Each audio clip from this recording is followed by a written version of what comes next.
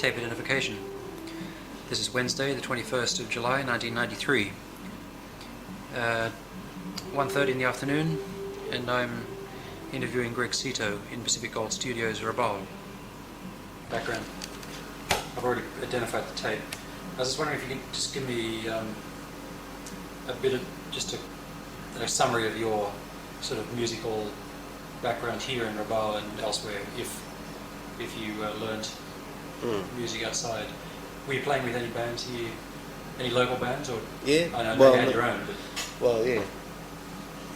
I guess you could call them local bands because all the other musicians that I play with are Papua New Guineans. But taking it back to the early days, it was around when I was in boarding school in the Stratas when I first got interested in music. There was a school band there, and we could see them play, and I was very interested in learning guitar. Was this the Charles Towers one? No, I was at Oak Hill College in Sydney. Really? Well, I went to Castle Hill High. Oh, really? Just down the road, yeah. Just for 2 years. Yeah. It's terrible. Well, I think Oak Hill was worse. It was a boarding school. Was it? Yeah. It always looked pretty flash up on the hill there. They did. What years were you there? Sorry? 66 to 71. Yeah, I was 72, 71, 72. We drove past. Yeah. Anyway, so you were playing there, were you? Oh, well, that's when I first got interested in music, as you know, learning an instrument. Prior to that, I'd always liked listening to music. But being here, growing up in Rabaul, you were limited to what you could hear, because you know, you listen to radio and whatever they played was what you heard basically. But they played a lot of Beatles and a lot of what was popular in those days. Yeah, not so much latest pop stuff. I think we were always behind, you know. Yeah. You know, what was big around the rest of the world. But the music here was, when you listen to the radio, the ABC used to run the radio stations here in PNG, and they, you know, there'd be a mishmash of all types of things on the air. You know, one country and western song would be followed by a rock and roll song, would be followed by a Beatles, followed by, you know, orchestral piece. You know, it just go on and on. So there's a whole smorgasbord of music that we grew up listening to. I mean, Radio Rabaul was the first radio station, first provincial radio station, and I think their early DJs or broadcast officers or whatever were Papua New Guineans. There's one guy, in fact, I saw a photo. Work Tonata. They used to have language programs even back in those days, right? This was in the Pacific Islands Monthly, but these guys, they played. I was looking through the old newspapers in Sydney too, and the New Guinea Times Courier, I think it was, that was out of Lae, but it had stories from Rabaul. They used to have a little column that had what the radio station was playing. Mm-hmm. And this guy, Tonata, was playing Hawaiian, Pacific. He had a Pacific Favourites, and then he had sort of a top of the pops kind of. Samson Tapatlu, is that Benson's father? I'm not sure. Probably. Sounds very. Have you met Benson Tapatlu? No. What does he do? He's a DJ with the NBC Karo service in Moresby. In Moresby. He's Tolai. I think he grew up, you know. Must be, yeah. Did his apprenticeship here. Yeah. He's got one of the better voices. Topwek. Yeah. You remember him? He's an old guy. He's still around. He's up there at Rabuana. Yeah, well, admittedly, I never listened to local radio station back in those days because it was all in language and you know, wasn't of any interest to us. We listened to the national service, which was the ABC. Oh, so you had the choice, but that was out of Moresby, coming from Moresby, was it? No, I think it used to come out of Radio Rabaul when it was located up in Malaguna Road. Yeah. You've seen the old ABC? Right, yeah. Yeah, that was where it was located. And they used to have Australians doing the DJing back in those days. So anyway, during boarding schools when I got really serious about music and learned to play the guitar, and eventually the last 2 years I was there, we formed a band in the school itself and just did cover versions, you know. And we didn't really get much time to actually get into music because the brothers frowned on it as being a negative influence. Although you could learn to play piano if you wanted to, but in a rock band it was considered, you know, let them have a few hours, but that was it, you know. wasn't any major encouragement for the students to pursue that. Who owned the instruments? The student you privately owned, were they, the instruments, or the school had a set? No, the school didn't have a set. It was made up of guys who did have instruments. Yeah. So, and after I left boarding school, the musical interest continued, and played with several musicians in Sydney for.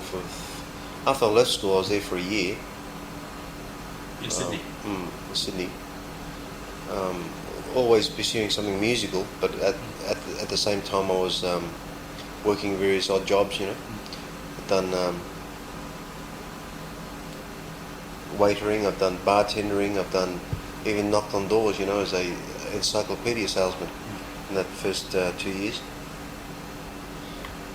And then I was offered a job back here in Rabaul, working for a relative who owned several plantations, and they had a boat that used to service the plantations. So my job was to coordinate it and make sure the supplies got out there, the right supplies, and the cargo had come back, you know, copper or cocoa, whatever it was. Is this still in the 60s? This is in the early 70s, isn't it? This is in the early from 74 onwards. Yeah, that's when I came back, 74. Now, did you hear Willie Seago's band, the Tremors, and those bands that were playing here in Rabaul in the 60s? Vaguely. I vaguely remember them, but I was so young in those days, I wasn't allowed to go to dances. You know, I was still underage, basically. Yeah. And I can't clearly remember all those bands from back in those days. I do remember the names though. Yeah. I never remember seeing them play, because by the time I started to play in Rabaul, those bands had already disappeared, you know. Yeah. Well, Desmond, what about with Desmond? Well, I played with Desmond. Desmond sort of came on the scene with Glenn. What, he's about the same age as Glenn, is he? Yeah. They grew up together. Yeah. So when I came back to Rabaul in 75, I worked for this company and formed a band with the Wong brothers, and we played for the next 5 years. Who are the Wong, not the John Wong brothers? No, this is Basil and Dennis and his brother Danny. Now, what was that band? That was called Winterwood. Right. Strange sort of name to have in the tropics, but it was always decided. And we played for about 4 years. This is a 4-piece, and Willie used to join up, you know, every now and then and come on and do some songs, because Willie was the uncle of these three guys. Willie played the keyboard. So Willie joined for a while, sort of full time, and he left and did other things. This was a cover band too, wasn't it? Yeah, we used to do cover versions of songs. And played dances and things. I think our claim to fame was we were one of the first bands to be invited to Moresby to play. So we were flown over there for the Miss Red Cross Ball one year. So that takes us up to a period of 79. You were still playing? Yeah, right up to 79. And then 79-80 is when I decided to pursue the recording part of it. So I left the band and they continued. That's when Desmond and his brothers joined. So he basically had Desmond and his two brothers, 3 of them, and Danny and his 2 brothers, and they were first cousins. Right. So it was very much a family band. Yeah. So when I stepped out of it, they basically reformed Winterwood and continued Winterwood. What about this Bandoleros? Bandoleros was Glenn's brother's band, Eddie. Is he still around? Eddie's around. Yeah. He's not playing? No, not anymore. I met Patrick Lamb. Yeah, Patrick was the lead guitarist, yeah. So I think if you spoke to Eddie, he'd probably give you a bit more history about the Bandoleros. Yeah. So in those days when I was playing in the Winterwood, there were quite a few bands around town. There weren't any more white bands. What I mean by that is like Australian white bands. Because prior to that, when I was still going to boarding school, I used to come out for Christmas. Yeah. There was a whole rash of Australian bands up here, you know, Australians. Like someone like Cats Squirrels. They were whites, were they? Locals? Yeah, most of them. Desmond told me about one called Johnny D.Y. and the Splinters or something. Johnny D.Y. and the Splinters, yeah. They were a Moresby-based band. But they were all just guys working up here, and they formed a band, and they perform everywhere.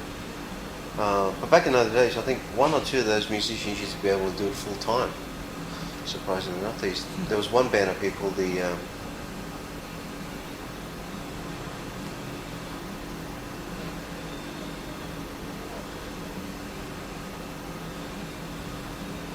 Think of them in a minute, but they were up here for about 2 years as 4 Australians. As a working band? Yeah, as a working band. They toured the country and just played various hotels and things, yeah. And they were doing that for a couple of years. But in those days there weren't any local bands. The local bands that were playing music were just doing string bands and choirs, but they weren't getting into electric music yet. Firstly, I think possibly because they probably couldn't afford the instruments, and secondly they didn't have the knowledge. Yeah. Actually, someone told me about a battle of the bands. Yes, there used to be Battle of the Bands started in around 70, 77, 78. Why is that late? I thought it was 60s. I don't remember any Battle of Bands back in the 60s. Oh, well, there's It may have been, but I wasn't played involved. at the Tolai Warrigira. Oh, right, the Tolai Warrigira. Well, we always considered that as being a string band competition. Yeah. There were hardly any rock bands. It wasn't until later on that rock bands, they made a rock band category. I'm not sure what year it was, but... Wasn't the early years? No. I think if there were Tolais playing rock music, they'd be doing it out in the village, never did in town. We weren't aware of it, But it wasn't. It was towards the late 70s that they really started to get into it. So even up through the 70s, there were separate strands. There were whites and other expats. With mixed race people, usually separate from. Yeah, usually mixed race would form their own bands, but like Cats Squirrels, they'd be like 3 white guys and two mixed race guys. Yeah. But in those bands in those days, there weren't ever any 100% Papua New Guineans involved. No. They were usually mixed race. But the Papua New Guineans were all in the villages doing string band or whatever else. Yeah, gospel stuff. Yeah. So I think with Winterwood, we used to travel around the villages and do various village dances because the guys in the band, although they were Wong, they were mixed race Tolai. Yeah. In other words, their ancestry came from Navunaram So they village. So we'd go up there and do some gigs for them, for the village up there every now and then, and we'd do some at the secretarial college, wherever we were going to get a gig. Yeah. We just enjoyed playing. So you weren't getting paid? Well, we were getting paid, but we weren't making huge amounts of money. I better take this call. So do you know anything about this manager system they used to have here? Yeah. Glenn doesn't talk very highly of that. No, because they were... You reckon they're ripping off all the bands? They were, yeah. But depends on how you look at it. It's always two sides of a coin, and one, the manager played a role in organising the band and usually outlaying the money to buy the gear, right? So he did have a definite role to play. And initially it was positive because he was the band who actually got the musicians together and got them performing as a unit. Was this local bands or...? Local bands. Not you guys? We never had a manager. I used to manage a band. Yeah. But what about the other, like... We didn't need big management. I mean, we bought our own gear and we shared the expenses among the band and, So that was a local thing, a Tolai thing, was it? Yes. The band management sort of system. Yeah. And usually these band managers weren't musicians themselves. They were just guys who had a bit of spare cash. Yeah. And the other thing was it was a prestige to be a manager of a band, It was prestigious for them. And why would somebody like Pine and Walk still have a manager? Do they need it, or is it just part of the system? I think with John, because his manager is also the owner of that club up there, that Pine and Walk feels that they need a base, someplace where they play every week.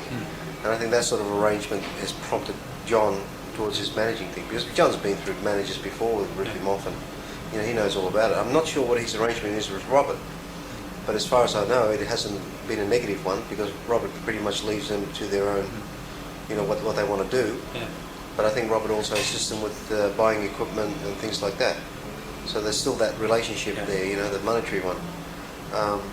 So would they be able to make a bit of money out of playing live?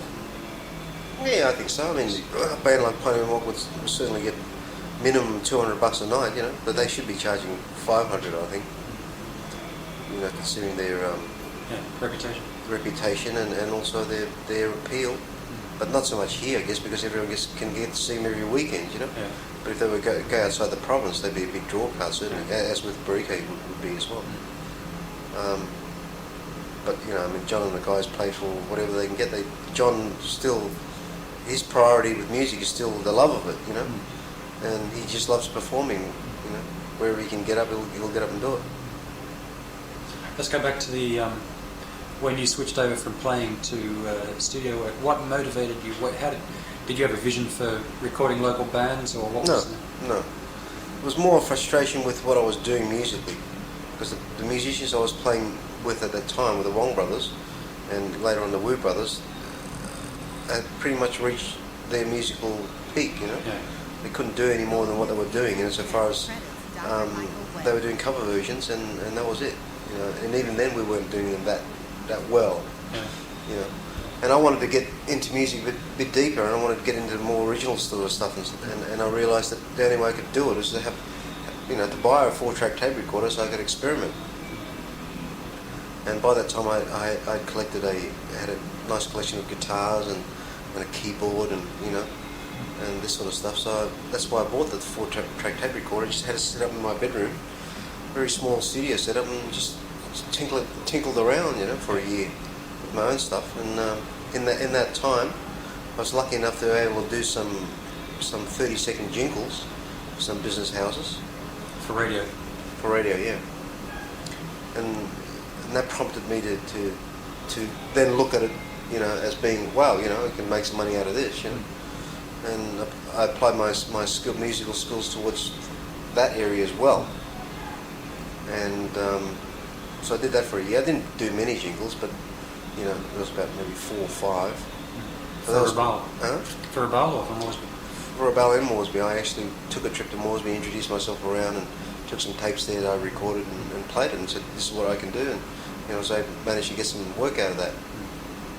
So that was considering the lack of quality back in those days, the lack of equipment I had. It was, you know, it was. Do you still have any of the copies of this? Those jingles? Yeah, I think I've got them. I don't know whether the tape survived time though. It was all you were doing all the all the work. And then somebody else did voiceovers and whatnot. No, well, I did the singing. I did the music and the singing.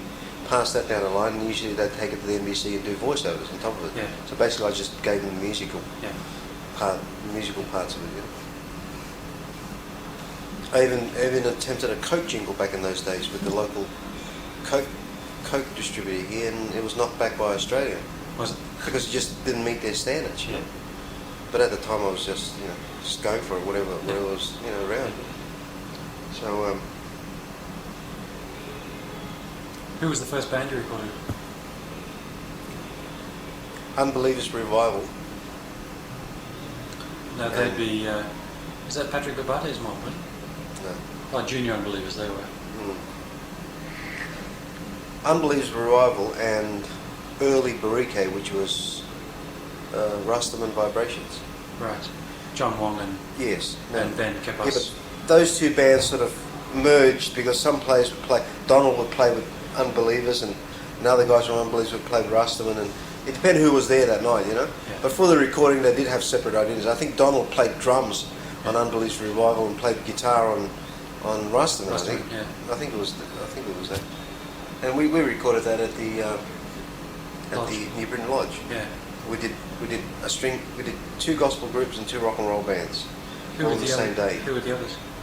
The other rock and roll group was, well, there was Unbelievers Revival and Rastaman, and the Bita Marita gospel singers. Right. And I can't remember who the other one was. You must have been prompted by the NBC stuff though, were you? The fact that they were starting to record PNG. No. That whole thing came about due to... You've heard of Kunua Studios? Yeah. You've heard of Philip Foley? Yeah. Okay. Philip Foley and a guy called Eddie Schultz used to hang out together. They used to hang out with the Rastaman boys. They were musicians as well, weren't they? No, they weren't musicians.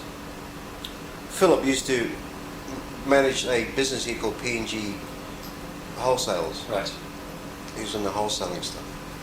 Eddie was sort of a hanger-on. He just hung around. He did various odd jobs. Nothing of any importance. Eddie Schultz was a mixed race German. He born here and lived here all his life. So the two of them sort of got involved in the. John and the guys used to hang around there because Philip used to pay for everything. They used to have parties and Philip paid for everything. So the guys used to hang around. Whatever they could get out of Phil. Phil didn't mind because the guys used to, help him find women. It's easier for him to sort of, to get around in town. But Philip had been here for quite a few years as well. I'm not even sure whether he was born here or not. But his father used to be a coach. I bet his father. Yeah. Matt. Yeah. So he was a manager. He was a band manager, was he? Well, sort of, yeah. So I got to the stage where I didn't have much to do with PNG musicians in those days because I was doing my own thing recording-wise, and I'd already left the live scene. Although I did know local bands playing. We used to go when I was playing. We used to go out and give them, teach them how to tune up a guitar and set up a PA system and also this sort of stuff. But what I'm curious about is that this sort of merging point, the point that you're talking about, where you did Rastaman and you did.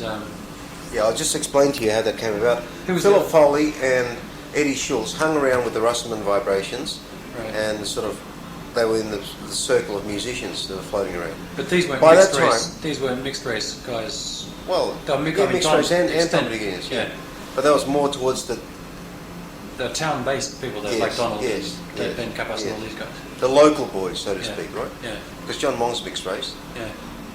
As Glenn is as well. But those sort of mixed race sort of hung more towards the local people than, it was a very cliquey town. The Chinese used to hang out together, and the Australians used to hang out together, mixed race used to hang out together, and local people hang out together.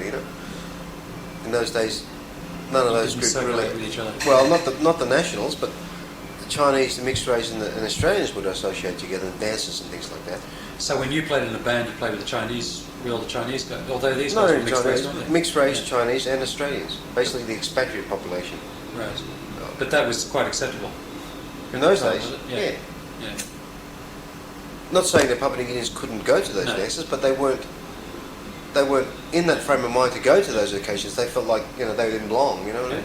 There were a few odd Papua New Guineans there for sure.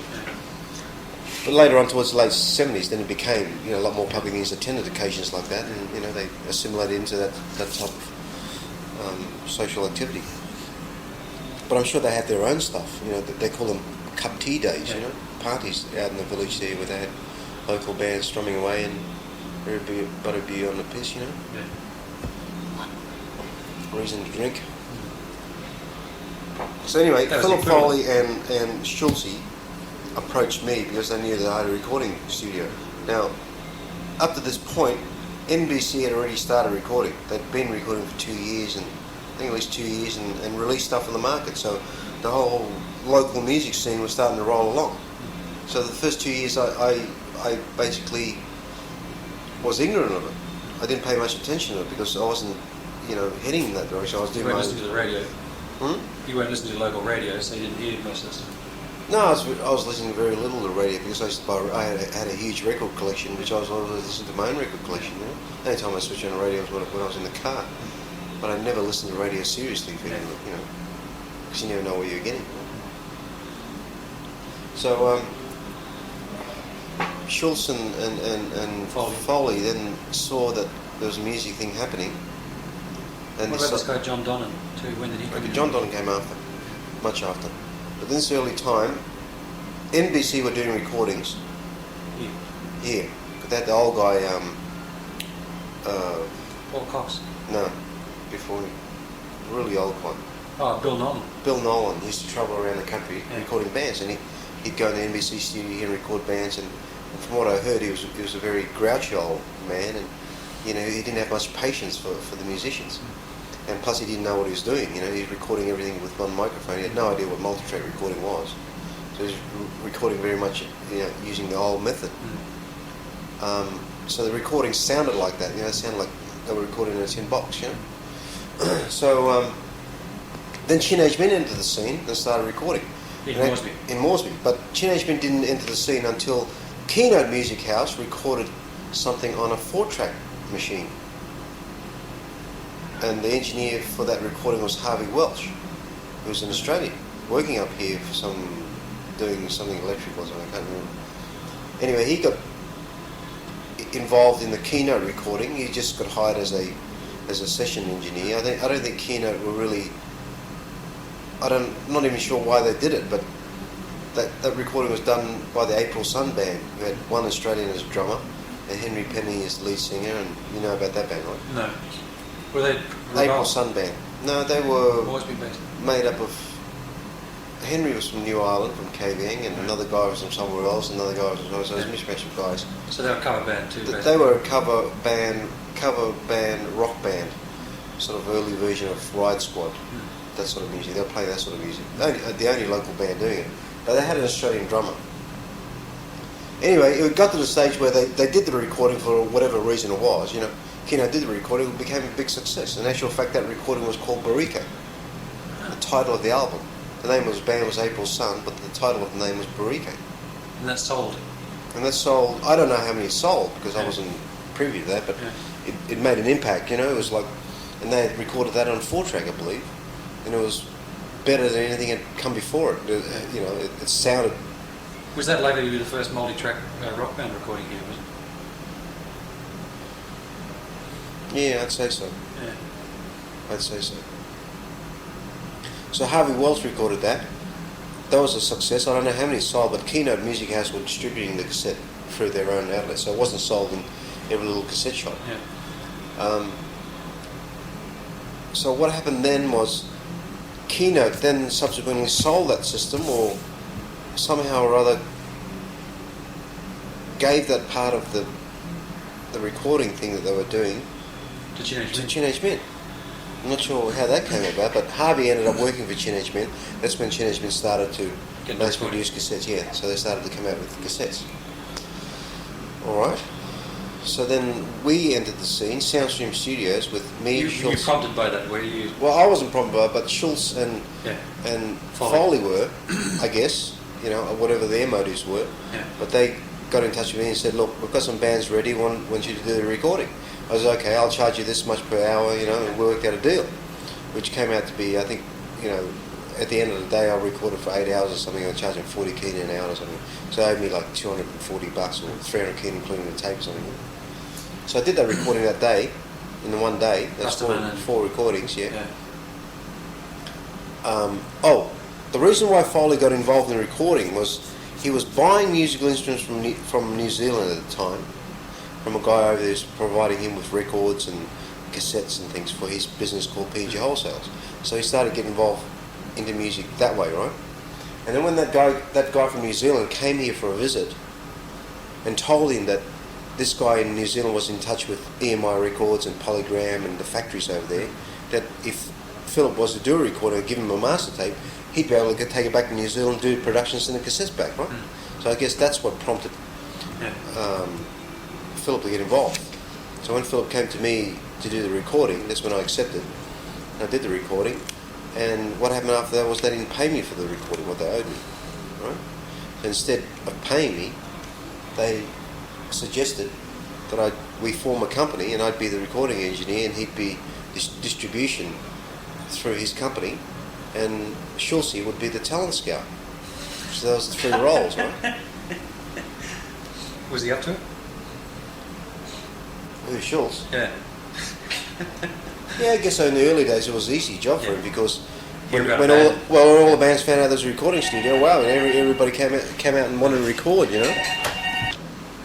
But so at this stage you were still ticked off about not getting paid for the original gig? I wasn't so much ticked off, I was waiting for payment, but they came to me with an alternative. So they said they didn't have the money, is that what the thing was? I think it would have been able to pay me. I mean, it wasn't a huge amount, but I think they saw it as being a viable, step up somewhere, a viable situation to get into permanently, you know. Plus, I had the gear and the knowledge, and you know, he had the distribution outlet, which was necessary. So out of those first 4 recordings was a huge success. all those recordings sold like hotcakes, especially Unbelievers, Revival and Rastaman. Although they were just all cover version songs, there was a couple of originals there with original lyrics, but even the songs themselves were just covers. Yeah. But was that a very common practice? In those days? Yes. I mean, putting your own lyrics to it. Yes. Did your Winterwood do that? No. You did the originals? We just did cover versions. Yeah. Because Willie sang me a song, one that he used to do in the 60s like that, with the local lyrics. With some pidgin lyrics? Yeah. A bit of pidgin. Yeah, I guess some of those songs sort of crept in. Yeah, but when I was in the band, we'd hardly do any of those because we were playing to an expatriate audience most of the time. Who weren't interested in that? No, we weren't interested in that. And if we played out in the village or something, we'd play some, maybe something that they knew, in pidgin. But even our own repertoire, we didn't have many songs like that. So then I did the recording, but prior to that, after about 6 months after I bought my 4-track system, I approached Chin H Min and said, because by that time Chin H Min already got going in Moresby. Right. So I approached Raymond Chin, who was here in Moresby at the time, here in Rabaul at the time. He was from Moresby. based here, was he? Well, they had their shop here, but he was flying back and forth. That business began in Rabaul, by the way, didn't it? Yeah. 50s, I guess, early 50s, all have Chin H Min credits on them. The photographs. Yeah, the ones in the newspapers. Yes, the old man Chin H Min himself used to go out and take photographs. Yeah, he was the official town photographer, so to speak. He was even asked to do like murder cases, go down and photograph dead bodies and stuff for the police, So they didn't have a photographer. I remember hearing about that. But anyway, at that time I approached Chin H Min, and this was around 79. Yeah, it'd be early 79, I think. And I said, look, I've got a recording studio here. I'll record the recordings and we'll work out some deal where you do distribution or something, He wasn't interested. All right, he wasn't interested because I think he felt that Rabaul didn't have anything going musically, and it was all happening in Moresby. Paramount Strangers and yeah, it was all happening in Moresby. He had no idea that the talent, I guess, in this town, or even any idea of, whether the market would accept recordings from here, Yeah. So when I got the knockback from Chin H Min... now what you wanted to do was record for him, give him the masters and let him mass produce them and so. Yeah. We never got to the stage of working out what the deal was, but that was the crux of it, yeah. That he'd either pay me for the straight out recording of it, for the finished master, or percentage on the sales or something like that. We never got to talk that far anyway. So shortly after I got the knockback from Chin H Min, that's when the offer came up from Soundstream, from those two guys, and I did the recordings, and that's when we formed Soundstream Studios. I actually came up with the name Soundstream, Triple S. So on our logos and the Soundstream cassettes, we always had Triple S in the front. Why Triple S? Just Soundstream Studios. Right. That was our logo, basically. Where'd the name come from? I just made up a name from, something musical and flowing, and sort of looked at the dictionary and found names and put them all together. That's the situation, So Soundstream then continued, from there. We were pretty much flush with our initial success, so we just started to record everything and anything that moved, Yeah. You were still working other jobs, were you? I was doing another job. The plantation? I was in the plantation. Yeah. By that time I had left that original job I was in. I was with them for 5 years. Then what I did was, then my father's family business still had two uncles here. My father had already left PNG. He's in Australia. Right. So he, went Finnish. At that time, one of my uncles was running a business out of this shop here, but it belonged to the family. Yeah. And another uncle had another shop up the road, and they had one plantation up at Kokopo, which none of these two wanted to look after because it was a pain in the ass, and that they couldn't, because they had their own businesses in town, they couldn't worry about the plantation. So I got the job of being the plantation manager. Although I lived here in town, I'd travel out every morning, 5 o'clock, and line up the boys and get them out working by 6, and did that job for 2 years. And in that time, that's when I got involved with recording. And so you're recording at night, were you? Yeah, pretty much, or weekends. Yeah. So once we started Soundstream, that's when I went full time with it. Once we formed that company, you quit the plantation job. I quit the plantation job because the plantation was put up for sale. right? So you would have been making enough money to consider it a viable living through recording? Not before Soundstream. Well, once Soundstream yeah. came along, yes. Yeah. Yes, I was able to be... The company paid me for the hire of my equipment, paid me as a recording engineer, plus I had a third share in the business, right? A third share. So I was getting a wage to keep me going, as well as a share of the profits. Still no teenage meeting on the scene. Not in Rabaul, no. Yeah. So after about 6 months after we got the recordings out for Soundstream, no, it wasn't even 6 months. I maybe a month after I recorded those initial recordings for Soundstream, Chin Edgeman rang me back. Raymond Chin rang me back and says, can we get something going? Because I think he must have heard that something was happening, you see. And I said, well, it's too late. I've already formed my own company. We're already happening.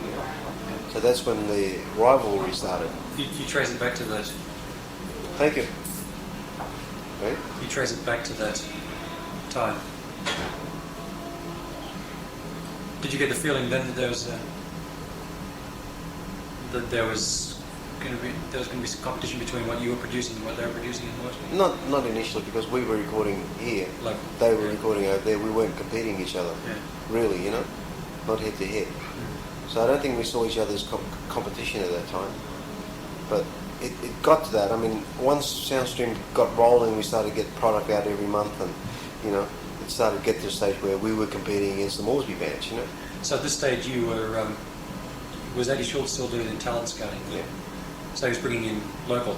He wasn't bringing anybody that he had to go and beg to come in. Yeah. Bands were just coming in out of anywhere, and he was basically the one who said, yes, you're ready to record and you go.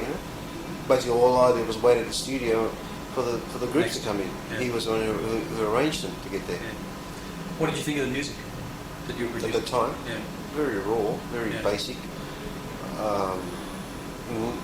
Not much originality, there's hardly any originality in their performances. They were just doing what was on the record. What was the attraction to the music? Not for you, but for the public. For the market. I think the attraction was just that our own people were doing it, our own boys were doing it. Like with the Rassam and Vibration recording, I don't think there was one original local number on that recording. My memory serves me right. They were just all cover versions. But there's a bit of a history of that with people like this Paul Chong, the singer Paul Chong, who in the 50s was doing cover versions, and everybody seemed to be raving about the fact that he could sound like... Yeah, he was a homeboy, Yeah, he could sound like Louis Armstrong, he could sound like Jim Reeves. I never heard him, but I've heard about him. Yeah. Do you know anything about him? Very little. Very little. Trying to I've never find heard out him more play. about him. Yeah. I was just too small in those days, I never got around. I missed the whole period there. He died in the early 60s, I think. Yes. Yeah. He used to play the slide guitar, I think, and sing with a heavy bass, baritone voice. Everybody raves about him, anyone that heard him. Mm. But it seems to me that he was sort of like a prototype John Wong or whatever. Yeah, I He was guess doing so. a lot of cover versions. And But none of it was being recorded, I don't think. Just being live. So that's what happened those early days, those early few recordings. That's how I got involved in the recording situation. And so, but how did you shift over from Soundstream to Pacific Gold? That came about in 82. And we started Soundstream in 1980. Did those recordings, and we had a big hit with Barike. Their initial album? Yeah, which was called Waikiki Tamarei. That was a cover of a Polynesian song in Hawaii. So that was a huge hit. Were your albums getting radio play in Rabaul? Almost? Soundstream?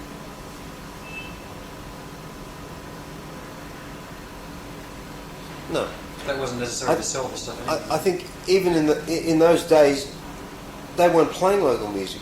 Yeah. The airways were dominated by the overseas stuff. For some reason they just never thought of picking it up and playing it. But I think NBC used to play their stuff in their own programs.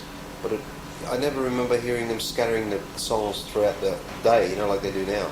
In those days it was specific. They'd have a program on PNG Music, and that was it, And I think NBC having their own station, I think that they were pushing their stuff a lot more than pushing anyone else's.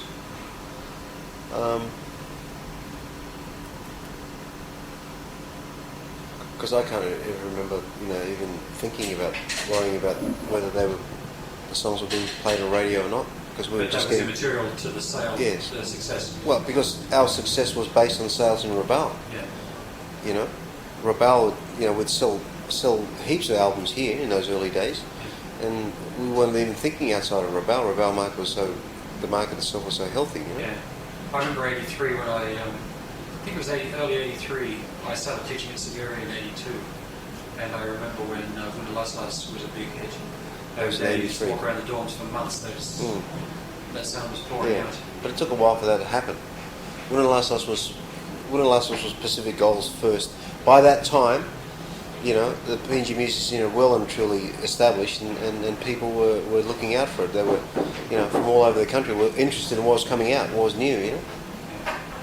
Wales. So where we're up to? I'm curious about why Pacific Gold and the demise of Soundstream. Oh, Kornua, first of all, what happened to that? Kornua came afterwards. So let's stick with Soundstream. Okay. Soundstream split in 1983.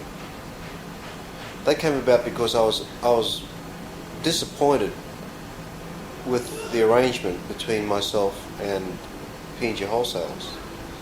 The situation became a financial one in that PNG wholesalers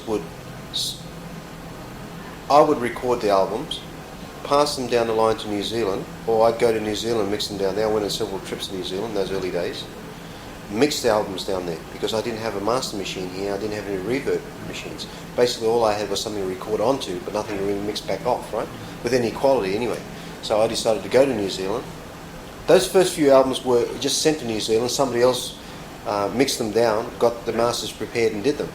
What company released it? Soundstream? No, it's still released on the Soundstream. On LP, really? Or cassette? No, on cassette. Yeah.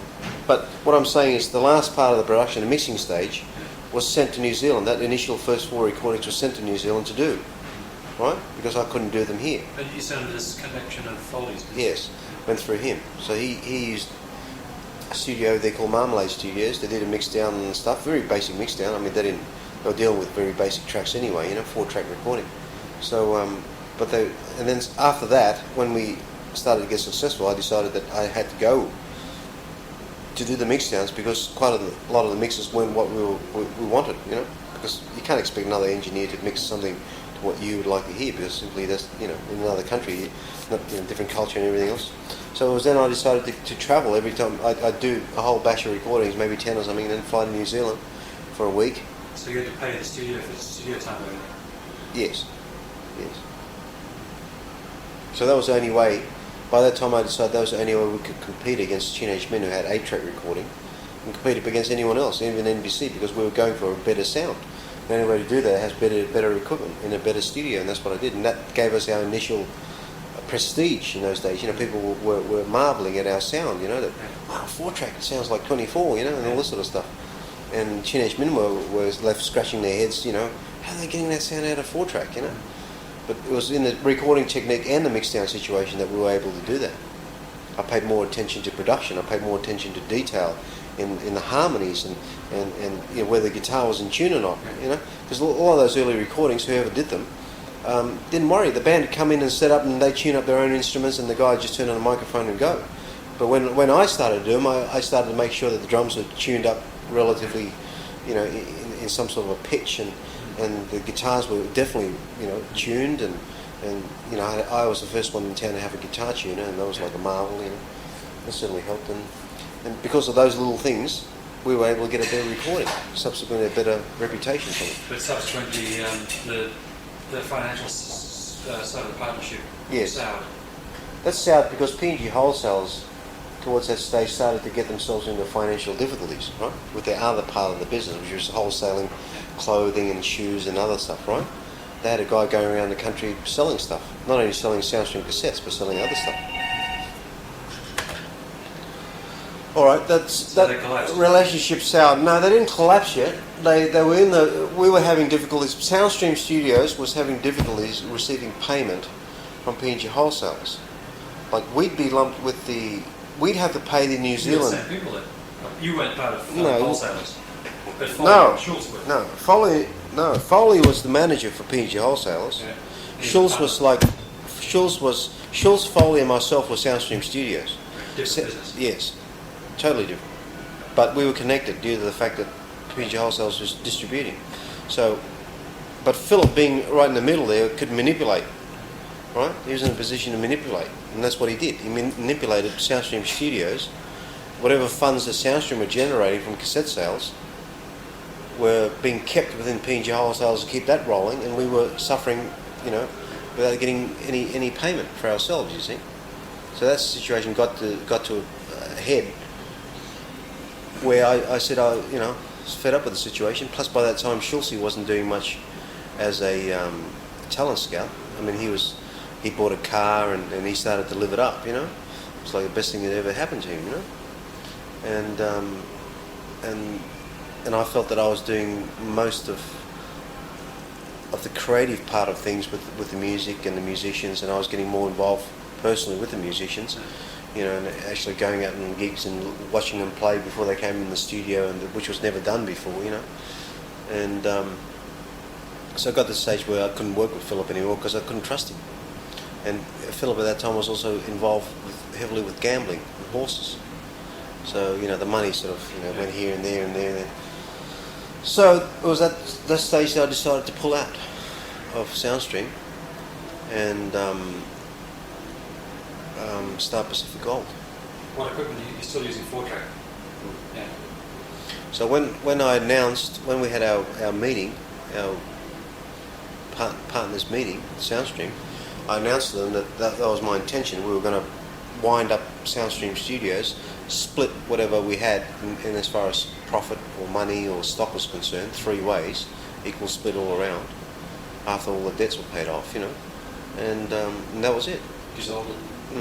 Basically dissolved. Any ill feeling over that? Yeah, I think it was because, at that stage, because of... You're keeping it afloat?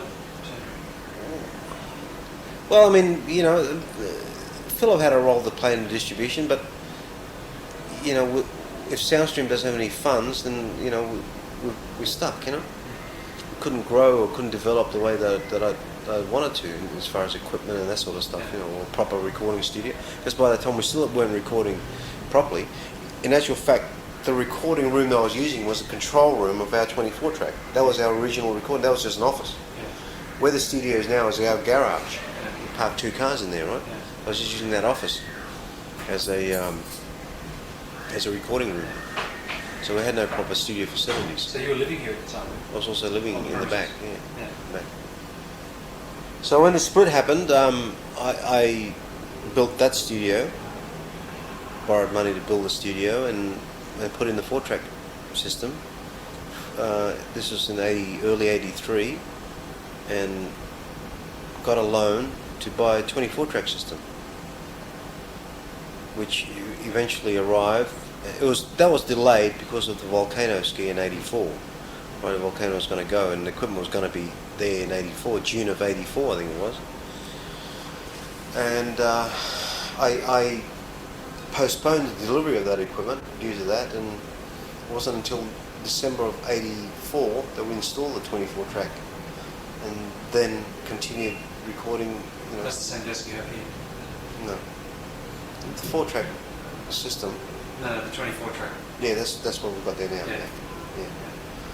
But prior to that, all the recordings under Pacific Gold, the early recordings, the first 30 releases, 35 releases, were all all on 4-track still. But we were getting good quality, and that was attracting the bands to us, And plus, I mean, they had nowhere to go anyway, because if they wanted to do a recording with Teenage Men, they had to fly to Moresby, and the same with NBC. So what happened to that Kawanua was? Right. That's when I started Pacific Gold, and then Philip decided to go on his own and started Kawanua Studios up at PNG Wholesalers. They converted one of the offices into a small studio, put in a 16-track system, and started to record. This was before we started our 24. Yeah. So they had a 16-track system in there for 6 months before I installed the 24. And this is when he got John Donnan. This was when he got John Donnan in from Australia to be the chief engineer there, right? That didn't last too long. He was here for 2 years, yeah.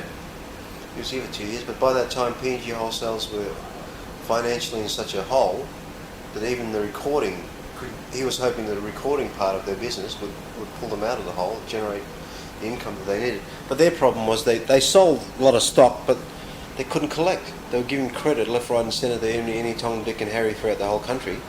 And when they reneged on payment, they were caught both ways, you know.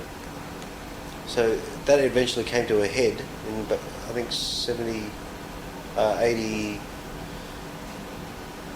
87, 88. That's when P&G Wholesales collapsed. The bank, you know. Kokopo went down too. Kokopo went down as well. Yeah. Yeah, that's when that happened. So we were competing here for about 3 years. Did you feel any competition? We were competing, yeah. Yeah. We were definitely, because he was offering certain royalties. I was offering certain royalties. He was giving away band equipment as an advanced royalty, right, to the bands, and a lot of bands took the equipment, which sometimes, you know, you're talking about $5,000 worth of gear, took the equipment, used them, but their recordings didn't sell enough to cover that, right? So he was caught both ways there. When he wanted to reclaim the equipment, the guys had sold it, or it wouldn't be in working condition, you know. So yeah, it's caught every which way he tried to go. Kokopo folded at the same time that wholesalers went under. Yeah, because they were one and the same company. Well, it seems to me that then you had another set of competition almost immediately. You had in '88, GHM started recording here. Yeah. So did you already feel like you were competing with GHM on the national level before Yes. that? Yeah. Yes. Yes. In actual fact, I remember, I don't know if the Barike guys told you this, but Barike had even gone to GHM, or had been approached by GHM in Moresby to do a recording with them, but when Glenn and a couple of guys went there. You'd already recorded them. Yes. Under Soundstream, and then also with Pacific Gold. Yes. Where'd you get Pacific Gold? Not also Pacific Gold, no. Oh. Under Soundstream. Where'd you get the Pacific Gold name first? Was that your invention? Yeah. It's more like, at the time there was a TV program called Solid Gold. Yeah. Right? Which was sort of a rock video. Yeah, rock videos and stuff. So it was basically just, you know, a way to call, you know, or it's Pacific Gold Studios. Located in the Pacific, make it a bit more. Yeah, I think in foresight now, I would have probably not selected the gold part of it, maybe something else, you know. Because, well, with all the mining companies starting up now, we get confused with the mining sector, you know. Sometimes it's to our advantage, because last week when we went up in the chopper, the guy said, oh, what company are you with? I said, Pacific Gold. And he said, oh, we'll give you the mining rate. So we get the mining rate, which is like $100 cheaper than the normal one. But anyway, we got the name, we stuck with it. So, but you know, I wanted to retain Soundstream Studios because, you know, we'd already built up a name and reputation with Soundstream. But Philip and the other guy wouldn't sell it to me, and I wouldn't sell it to them. So basically, it was a matter of we wound it up a company, but none of us would use the name. You know? So Barike were already being lured by GHM. Hello. Hi, Neri. When are you going? 4. You're taking off at 4. Yes. Okay. GHM, Barike. Yeah, I didn't know about this at the time, but afterwards, Yeah, Glenn told me that they went to Moresby for some reason, or some show, and you know, they called someone in the GHM's office, and they went there, and they didn't even make it up to the office because they went and saw the engineer. I think it was Harvey. And it's Tom Sonari as well. Was it Tom? Was it? Yeah. I don't know. And Harvey. But one of them told them, well, like Barike had already done the first recording. It was a big hit, like Iggy Tamaray, right? But when they arrived there, the guy said to them, well, we're Barike. We'd like to, you know, see our recording with GHM, because they had an 8-track. And at that time, the guys were just starting to learn what tracks were and, you know, what the possibilities were and all that sort of stuff. But there was nothing coming out of GHM that was impressing the musicians, but it was just the fact that they had 8-track. Yeah. Anyway, Barike was asked to do a demo tape, and from the way Glenn told me, it was like he felt that was an insult, you know, to do a demo tape when they'd already proven themselves having a huge hit with their first album. Yeah. So then they gave that idea up, and when they came back to Rabaul, we just continued the relationship. But Baruke were very nearly going to record with Kornua, because Kornua were going on a big campaign when they first started. They had 16 tracks. He was offering musical instruments as... Did Foley know what he was doing? Recording was? No, Foley wasn't a recording engineer. That's why he had to hire Donham to come and do it. Oh, right. Yeah. Hello? Did somebody knock? Yeah. So when they set up here, what's around that? They obviously felt now that Rabaul, by this time in '88, that Rabaul had... Kornua dropped out of the picture, and that's when Chinejmin decided to move in. But prior to that, Chinejmin already had that studio constructed 3 years before they actually moved in, which was a strange situation. In actual fact, in '82, when I went down to Australia, when we started Soundstream, I was doing some recordings and I decided to learn more, right? So I went down to Australia for a year, took my whole family down there, spent a year at school down there and learned multi-track recording from A to Z, basically. Then I came back and started... That's when you did the Brook and Bush project, was it? After that? Well, that was some years later.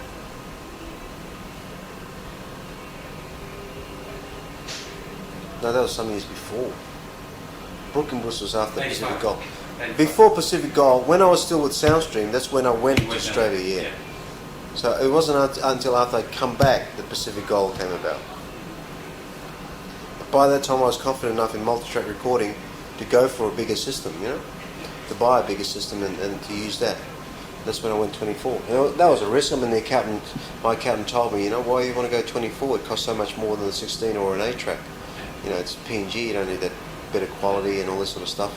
But I believed at the time, and that was the system to go for, because you got to look ahead to the future and be prepared for the future. And that's why I decided to go with 24-track.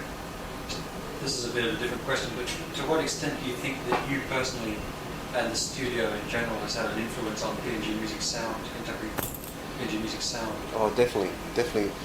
Not so much influence in the actual sound itself, but influence in the quality and thank you, and the idea of contemporary PNG music. Yeah. You don't think you have a lot to do with that? Yeah, but I can't say I'm responsible for what it sounds like today. What I mean is, in those early days, when the musicians came in, they didn't just come in to do a recording, they came in and they learnt.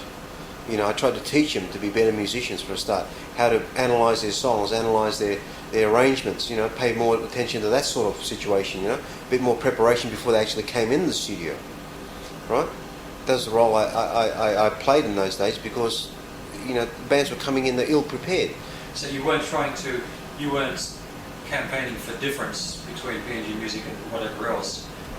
Not at the time, because it wasn't any difference. The talent wasn't up to the task of such a challenge. They didn't have it musically to be able to for me to say to them, look guys, for this song we're going to go for a totally original sound. It just wasn't happening. It wasn't in anyone's mind. All we were trying to do was get it down to tape as best as possible. In other words, get them to play as best as possible, get them to sing as best as possible, and therefore improve the recording. But don't you think that Pacific Gold, Soundstream Pacific Gold, has had something to do with the development of... I used to think there was a type of music called Tolai rock, but... Yes.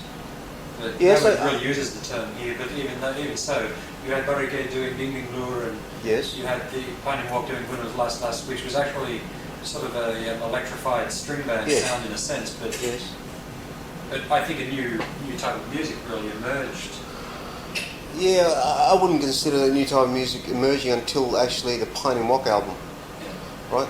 The very first one, Pack 1, Pioneer Walk, which was Molox. Molox, yeah. That album. That's the very first album that, we spent 3 months on that album. Yeah. I recorded. That was 4-track.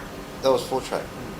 And that's the longest it's ever been spent on an album. Even now we don't spend 3 months on an album, but that one took that long because I was getting involved in the songs, and we were redoing songs and arranging them and producing them, and really getting involved in every aspect of the sound, and that album reflected it, because when it came out, that stormed through the community, and people were lapping it up. They loved it. Was that because it was Tolai, do you think? Not because it was Tolai, it was because it was the first Tolai band to didn't sound like they were recorded in a box. Even the early Soundstream recordings sounded like they were recorded in a box, because that's what they were recorded in. Did you at that time did you recognise Tolai as a sort of a unique musical? Well, he was musician, singer. Not so much unique. Like he was in the top 10% of the musicians were coming in, but in those early days, none of the musicians really impressed me as being, anything apart from John Moore. John Moore had the voice, right? He's always had the voice. His quality in his voice was always there, and anybody recognised that. But in those early days, none of them, even Warbat's guitar playing was very simple. I had to, sit there and tell him what to play, in that first album, because he was wandering all over the place. He was just playing stuff that wasn't suitable. So I had to tone him down and say, stick with this riff, and really work on his guitar playing so that it sounded different from track to track, different style and that sort of stuff. That's when things started rolling in his mind, is that he could play different styles and different way and different sound and get a different tone and all. Because prior to that, they just plugged in and just played, had no concept of what production in the studio was. And that's what I mean about Pacific Gold's role. We played that role initially. So it was technological and it was musical secondary. Teaching them to marry the two, like the music and the studio, to use the studio as a tool.